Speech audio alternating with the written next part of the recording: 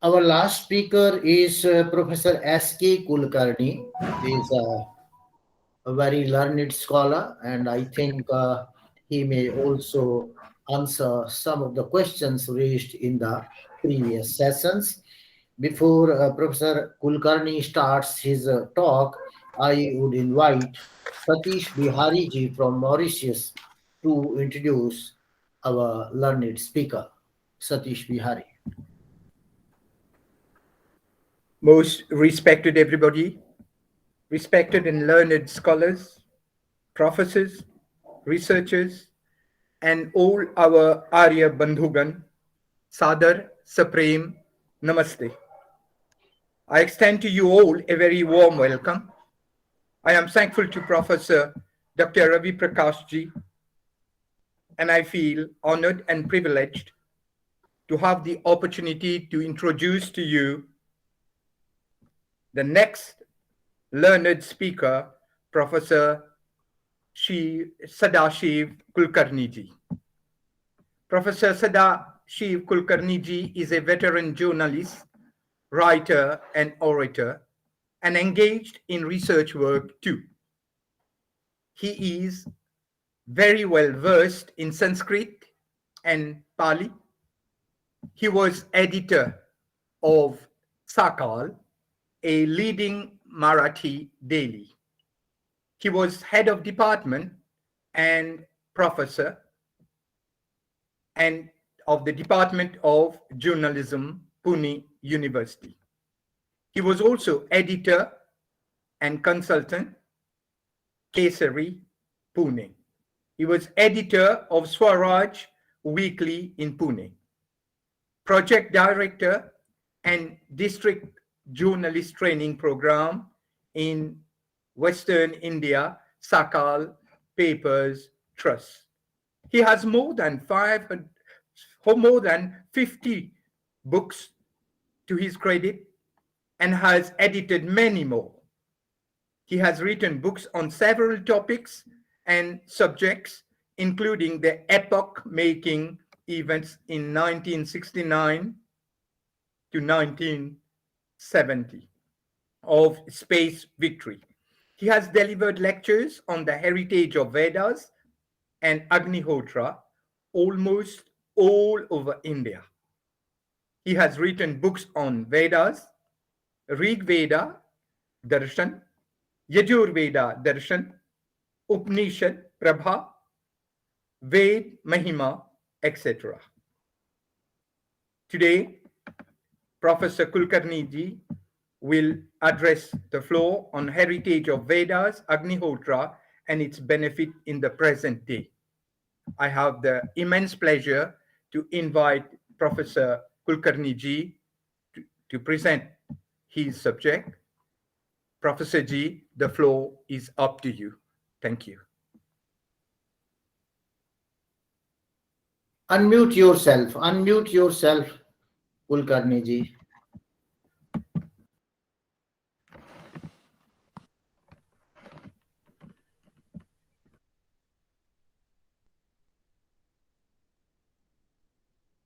And your face is not visible. Only the forehead is visible.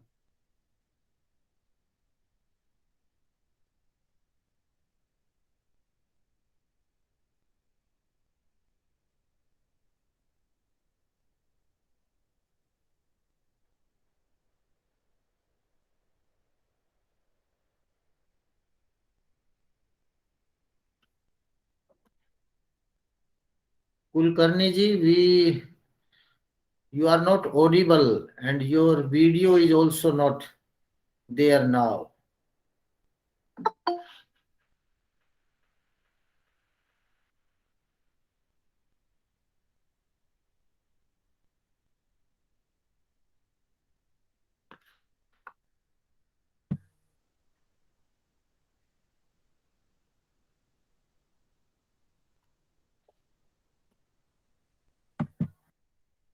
I think there is some problem with the system of Kulkarni ji. Okay. Is it all right now? Yeah, it is all right now. And your face is not. Yeah, it's okay. It's okay now. Yeah, Is it okay now? Okay. yes, it's okay. At the Speak. outset, I pay my respects to the great Vedamurti and scholar Dayanandaji. He is known as Maharshi in India because of his work as far as Vedas are concerned. I pay my respects to him as well as respects from my institute in Akkalkot, Maharashtra. I am also grateful to you for allowing me to speak here on my favorite topic. I have been doing Agnihotra for last 50 years and at the moment I am running 86. Let me tell you one thing, that we have to look to the Vedas in a very different way. There have been various ways to interpret Vedas, and Vedas have been interpreted by scholars in different ways. The point is, we have lost that Vidya Vangsha Parampara, or the Guru disciple tradition. In Guru disciple tradition, it was a very different type of training and different type of interpretation. Let us begin with the very first mantra from Rigveda, which tells us Agnimede Purohitam Yajnesya Devam Rutvijam Hotaram Ratna Dhatamam. Agni has been described as Ratna Dhatamam. Ratna is Ramaniyam Dhanam, attractive wealth. This wealth is not just worldly wealth, but something beyond that too. That is spiritual and divine wealth. Agni is interpreted in various ways. Agni is illuminating. Agni is that one which takes you further and further every day. Yashasam Veeravattamam. So Agni has to be looked upon as an instrument given to us by Almighty Father to progress on the worldly platform as well as on the spiritual platform. Ratna Dhatama can be interpreted in various ways. Just now Abhang was speaking, Pranav was telling us about his research work. And there are many scholars who are doing research on Agnihotra, agriculture, and so on. My point, I want to elaborate. The Vedas were given for the mankind, or it has been described as the working manual of the universe. You can look to the Vedas in various ways. You can interpret the mantras in various ways. And each mantra or each hymn has several meanings, not one meaning. That is how we can understand or try to understand how the Vedas are beneficial to the mankind. It has been said in Rigveda, Vishwam Satyam Krunuhi. And here the word Satya has been interpreted by the great Sion, the first interpreter in a way, that Satya means Agnihotradi Karma Param Kuru. That means you have to take the world to Agnihotra. It is not for just India. It is not just for one or two countries. It is for the whole of the mankind. Vishwam Satyam Krunuhi. Vishwa is everything. And Satyam is, as I said, told you earlier, Agnihotradi Karma Param Kuru. That means you have to take the world to the Agnihotra. The word Satya or Sat has been referred to by Lord Sri Krishna in a different way. He talks about Yajna Dana Tapa Karma as Sat. So all the 5 principles or the basic, say, the basic principles of Vedas as Sat. Today we use the word Sat in a different connotation. Sat is eternal, that which lasts, that which is important. or that is which is for the whole of the world is Sat. And that is why the Bhagavan Sri Krishna refers to it as Sat. And in the same way, it has been referred to in the Vedas too. The second point is that there has been a lot of discussion. I heard yesterday also, I know that there was some discussion on Agnihotra and what should be used in Agnihotra, what should not be used in Agnihotra. Well, all that points are raised now and again. It has been, the question has been put to me for the last 50 years about where is the origin of Agnaye Swaha, Prajapataye Swaha, Suryaye Swaha, Prajapataye Swaha. The mantras are used in Yajurveda are extension of Agnaye Swaha, Suryaye Swaha, Surya Jyoti. Jyoti. Yeah, that is the extension of the mantra Suryaya Swaha. And you cannot say that whatever has been said by the Sutrakaras, whether it is Paraskar Gruhya Sutra, whether it is Ashwalayan Gruhya Sutra, I think there are 17 Gruhya Sutras. And they were given, or these Sutrakaras thought about discussing all these things, Agnihotra or what we call as Upasana home, in their sutras because they wanted to tell people in the simplified form. And that there is no challenging to Agneya Swaha or Suryaya Swaha whether they are Vedic or not. Because these mantras are used in various ways in Yajurveda itself. And secondly, I will give you one mantra about this. In the very seventh mantra or Rucha of Rigveda tells us Upatva Agne Dive Dive. That means it is to be performed every day. We come of fire near you every day. Dive Dive, that is every day. Dosha Vastar, the timing is given. The night or the sunset and the sunrise. The timings are given. Now the question remains about the material used, Virihiyavabhyam. That is the best material or the oblation for to be used for Agnihotra. It has been recommended in various places.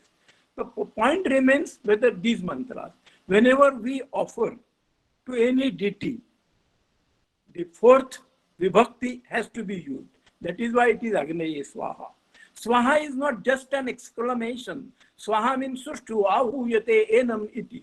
That is, we call him in a right way. That is Swaha. Many dictionaries say that Swaha has no meaning. It has a meaning, deeper meaning. And every mantra or every epithet or every part of the mantra has a deeper meaning. We use the fourth vibhakti, Agneya Swaha, Prajapataye Swaha. Whenever we have to offer it to any deity, we do it that way. That is the normal practice of the Vedas, Shrutis, Sutrakaras, Brahman Granthas also. The example that was given by Dr. Madan Deshpande comes from Gopata Brahmana Grantha. And it has been said that three were performing Agnihotra. One was offering thrice, one was offering only one, and one was offering two. And the conclusion drawn by Gopata Brahmana Grantha is, so the person who was offering two oblations, Arnot sa itarebhyaha prajaya pashubhishchaiva tasmat virhotavyam. That means we offer only two oblations. And I told you, as I told you earlier, the extension has been there in the Yajurveda. And my Guru pointed out to me that the Vistar or the extension is a later stage. As we see that Ganga starts from Gangotri, at that point it is a very small stream. And when it reaches to Bay of Bengal, it becomes very large, very large. So in the beginning, the mantras or the whatever is given was in a nutshell. And it is said in the Upanishads also, Mantreshu karmani kavayaha yani apashyan tani tretayam Bahuda Santatani. That means they were enlarged or they were extended during Treta Yuga. In the beginning, it was only one fire. Eka eva pura vedaha pranava sarva vangmayaha eko agni. Agni was also one. Treta Agni is later stage. It is not the earlier stage. There is no opposition to Treta Agni. There is no opposition to Somayaga. But the karmas or the duties or the actions which were recommended by the Vedas earlier were extended later on. That is the thing.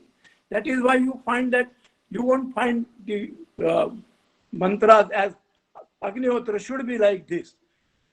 It has been interpretation of the Vedas that Agnihotra has to be performed as a duty. That is why it is said, Na anahitagnir mriyet. If you do not accept Agnihotra or do not do Agnihotra, you shouldn't die also. And yavat jivam Agnihotram juhuyat. That means still you are living as a soul on this earth. You have to perform Agnihotra. Because Agnihotra is so important. So important. That is why it has been said. So, and we say from various books, because Agnihotra or anything is not given in one chapter, one mantra everywhere. We have to think about Rigveda, Yajurveda, Atharvaveda and other books and the lost Vedas also. There are many books or many mantras which have been lost during the course of the time. That is why maybe there was in the beginning, it was given as Agnaye Swaha, Prajapate Swaha. These mantras were there. Otherwise, how could they come in with the Sutrakaras, which are more than 17? I think the number is more than that. And though it is mentioned as Upasana home, what we are doing Agnihotra? Agnihotra is a Upasana. As per the Sanskrit etymology, it is an Upasana. We are doing it every morning and every evening. If we are concentrating, we are doing in a way a type of penance also, because we are getting early, we are preparing for Agnihotra, we are bringing all the material, so we are doing tapa also. But it is not mentioned in Agnihotra that it is tapa. It is also Swadhyaya, because study of the self, because of concentration on Agnihotra, total surrender. What you get is, what you really learn is Swadhyaya. Study of the self is done by concentrating on Agnihotra. Though it is not mentioned there, what the seers did afterwards, or those Sutrakaras did afterwards, is they found out from the Vedas what should be done every day. That is why it is mentioned as Upasana home. Or also Upasana home, about Upasana home, it is said, Upanayanat Prabhrutihi Upasana Homaha. And Upanayan was done, that Samskar was done, was there for everyone, for ladies, for boys, caste, creed, color, no bar. That was the earlier stage. And I can give lot of examples from various Upanishads, but the time is short. The point is that what we have found out is this type of Agnihotra. And the benefits are tremendous. I have been moving through Gujarat, Madhya Pradesh, Uttar Pradesh, and Karnataka, and there are several farmers who are using Agnihotra as an adjunct to organic farming, and they are benefiting. There are farmers, small and big, who are using Agnihotra as a method of farming. They perform Agnihotra in the morning, they perform Agnihotra evening in the field itself.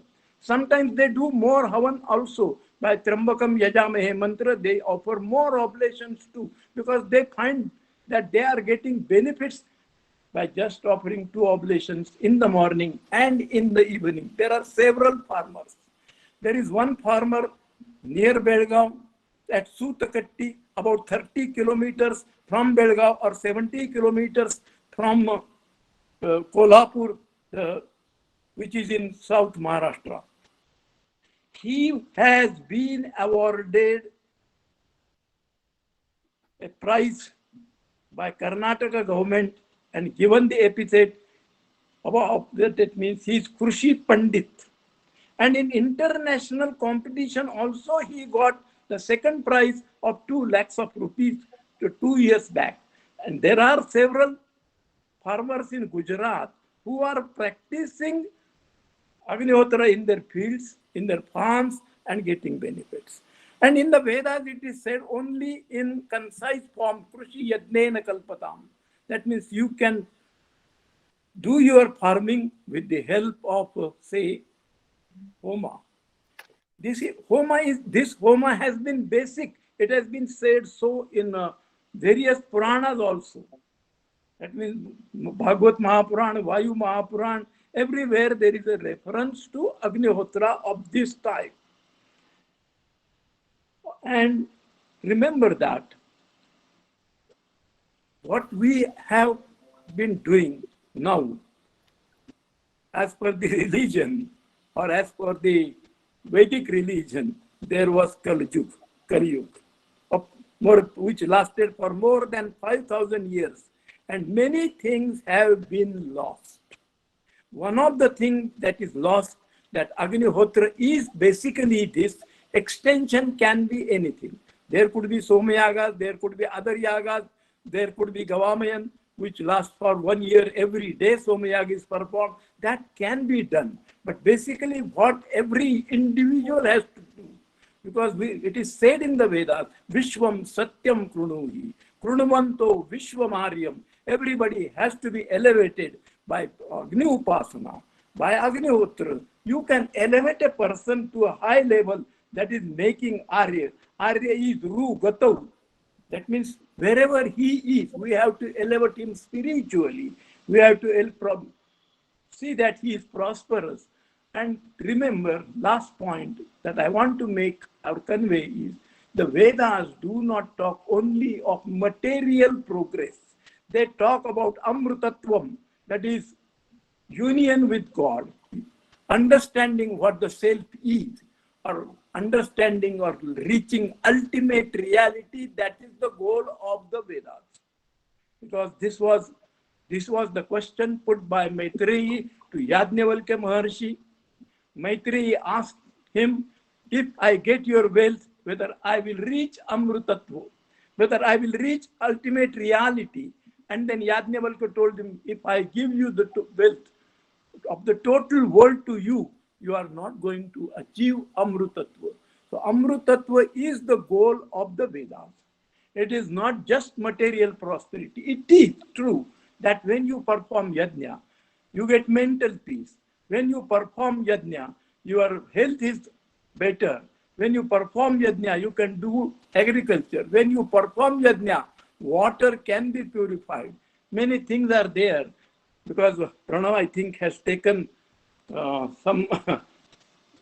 he has submitted a paper to the central government, and they have got the patent of adding Bhasma to water, purifies it. Pranav will tell you something about that. What has happened with the Vedas is their meanings have been not correctly given. I will give you only one example, Trayusham Jamadagni. That means people interpret that Jamadagni has 3 lives, which is not correct. Trayusham Jamadagni means it continuously burning fire or continuously accepting oblations and burning. That is Jamadagni. And it has 3 lives, means it is effective for worldly things, it is effective as far as space is concerned, and it is effective as far as heaven is concerned. You have to go into the deeper meanings of the Vedas. If you don't, I will quote another mantra, because people do not understand on prima facie what is the deeper meaning. It is about Ghrutasya nama guhyam yadasti juva devanam amrutasya nabhihi. This is said about Go-Ghruta, or the clarified butter of cow. It says that Ghrutasya nama guhyam, if you take it on the surface of it or the prima facie, it would mean that the the name of cow ghee or clarified butter is mystic, which is not so. It's if you use it properly in the yajna, then it will have tremendous favorable effects. Anakalaniya, that is good, that you will not understand unless you do it, practice it. So, Ghrutasya nama guhyam, yadasti jivva devanam. Jivva is jivi's tongue. Tongue is used to communicate. If you want to communicate with gods, that means if you want to rise to higher levels, spiritual levels, then you have to use cow, this clarified butter of cow in the say havan or yajna or agnihotra. So Ghrutasya nama guhyam yadasti jivva devanam amrutasya nadhihi. You can reach the ultimate reality, that is amrutatva. This is what the Vedas say. What we have done is, we call Vedas as the very holy material. Everybody in India or outside also know that there is something hidden in the Vedas which is really, really very important. But unless we study the Vedas point by point, and what we call as Pankta Adhyayana, that is taking each word, going into deep and putting it before the people, then only we can have the real success of such seminars. Otherwise, people will come, talk, leave. The Vedas have to be studied in a different way. Not the way so far they have been studied. Take a different approach. Think that there are three meanings of the Vedas. One is the worldly things, another is the spiritual level, and the third is divine. The point I would like to, when I began to write about Rigveda Darshan, I came to know about this. I came into, I studied in detail Usha Sukta. What is Usha Sukta?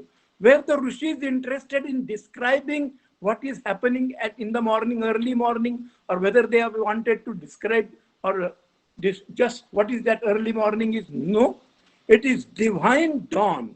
You have to look to the Vedas from that angle. It is a divine dawn. That means the dawn before you get Atma Jnana or self-realization. And many persons who have realized, who were realized souls, had described that what is their experience when they see this divine dawn, or they experience the divine dawn. We will have to look to the Vedas from a totally different angle, and not just trying to understand whether there is the history of the king, whether there is the history of a battle, whether there is anything else. This is the point I wanted to make. That is why I joined. Otherwise, at the age of 86, it is not possible for me to join any seminar. Thank you, Professor Kulkarni ji. You gave a very, you have vast knowledge and vast experience of the Vedas. In fact, Vedic knowledge is a oceanic knowledge, and it requires a lot of tapasa and a lot of sadhana to understand Vedas. That is what my Guru said. Guru from Akkalkot told me that without penance, you cannot understand the real meaning of the Vedas. In Shatpat Brahmana says, Mahat tapas tapati yo swadhyayam adhite. A person who studies Vedas, he does a great penance, a great tapaha. So I would like to comment on certain issues, what has already been raised by our learned speaker, Professor S.K. Kulkarni ji. He quoted Gopath Brahmana, and there are several interpretations of that aspect. At that place, Gopath Brahmana is not talking about giving these oblations. He is talking about doing yajnas. There is a discussion whether the yajna is to be performed once a day or thrice a day or 2 times the day. So the conclusion is the yajna is to be performed twice a day. So there is no such particular restrictions upon ahutis. You give 2 ahutis, you give 3 ahutis, you give 4 ahutis. So there is no such particular discussions. No, And there is a discussion, and the one more thing, conclusion is like that one armo second. titrebhya prajaya pasubhi tasmat dvirhotavyam. That conclusion is there. In Dvirhotavyam Shatapatha means Brahmana also. 2 times. You must do Havan 2 times. That's I the understand thing. your point. So There is no question about you may 16 or 2 ahutis. disagree with my interpretations, but I have also studied Vedas, Kulkarni I ji. understand. I read I a know that. native. You just I know what I that. say. One more thing. There are 2 type of literature. One is the Griha Sutras and another is the Shrota Sutras. Griha Sutras, they are whatever observations or whatever performances have been stated in Griha Sutras, they pertains to the domestic life of a human being. Griha, sanskar, there are 16 sanskaras. So all those performances, they pertain to the 16 lives, the 16 sanskaras, or whatever. There are some Griha Sutras describe more than 16 sanskaras also.